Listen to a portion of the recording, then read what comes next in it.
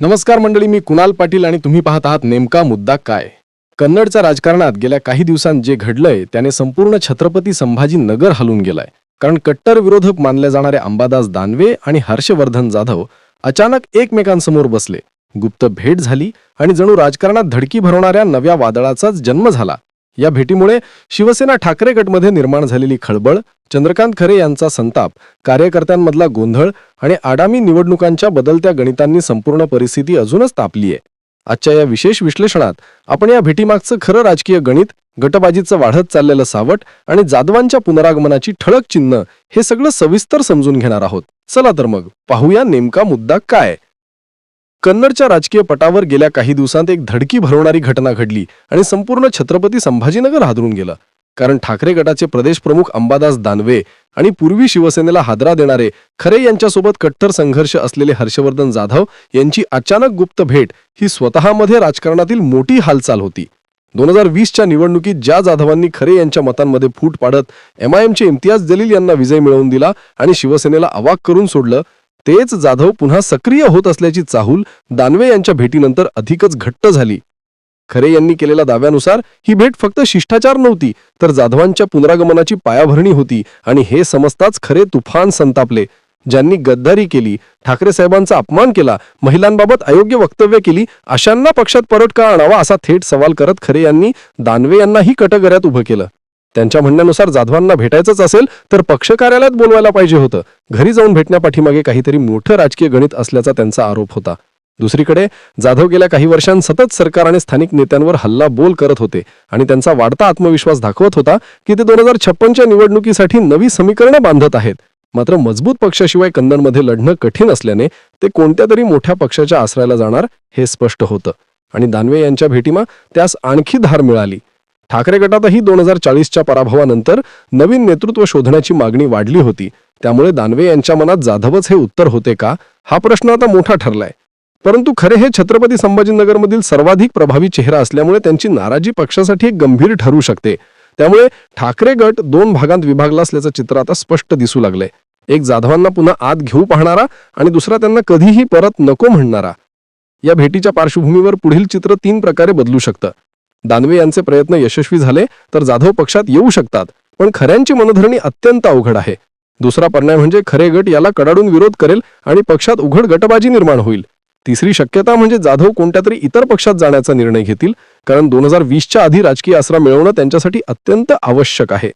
एकूणच कन्नडचा राजकारण पुन्हा हलू लागलंय आणि संभाजीनगर सांगतोच की कन्नडमध्ये वादळ उठलं की त्याचे आवाज संपूर्ण जिल्ह्यात घुमतात. दानवे जाधव भेट, खऱ्यांचा संताप आणि आगामी निवडणुकांचे बदलते गणित या सगळ्यामुळे ठाकरे गटात नव्या संघर्षाची चाहूल लागलीये. आणि पुढील काही दिवसात कोण कोणाला राजकीय फटक्यात उभं करणार आणि कोणाला खाली खेचणार हे स्पष्ट होईल. पण स्पष्ट इतकंच की हर्षवर्धन जाधव हे नाव पुन्हा एकदा छत्रपती संभाजीनगरच्या राजकीय नकाशावर धडाक्यात परतताना दिसत आहे. या सगळ्या घडामोडींमध्ये आणखी एक महत्त्वाचा मुद्दा म्हणजे छत्रपती संभाजीनगरमध्ये आजवर दिसणारे राजकीय समीकरणांचे बदलते केंद्रबिंदू. कन्नडमध्ये कोणतीही घटना अचानक घडत नाही. तिची चाहूल आधीच राजकीय वर्तुळात फिरू लागते आणि मग एका ठिणगीने संपूर्ण परिसर पेटून उठतो. जाधव पक्ष पुढे येत आहेत हे अनेकांना आधीच जाणवत होतं.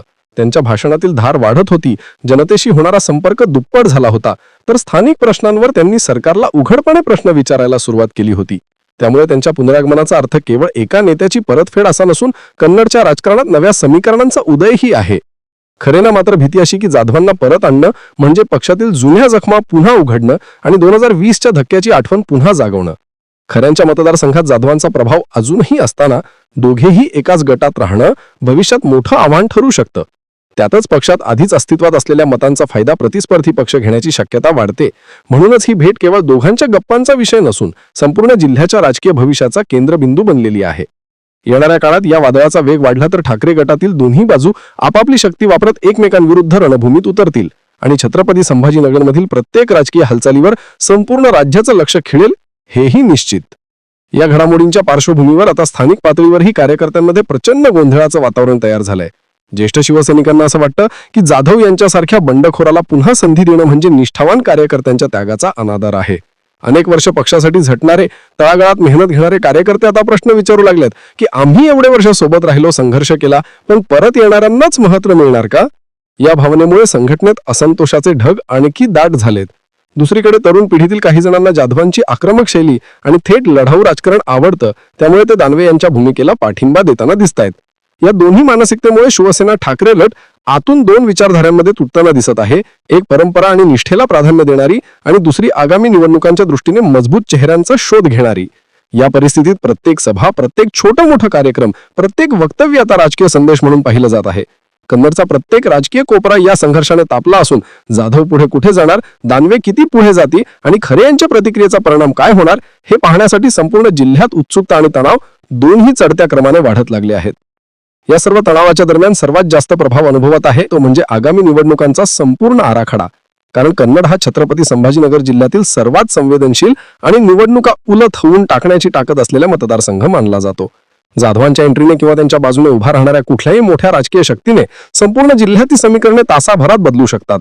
दानवेंना वाटतं की जाधव सारखा लढाऊ आणि जनतेमध्ये स्वतंत्र ओळख असलेला नेता सोबत आला तर ठाकरे गटाची पकड मजबूत होईल, पण खरेना भीती अशी की यामुळे त्यांचा स्वतःचं नेतृत्व संकटात येऊ शकतं.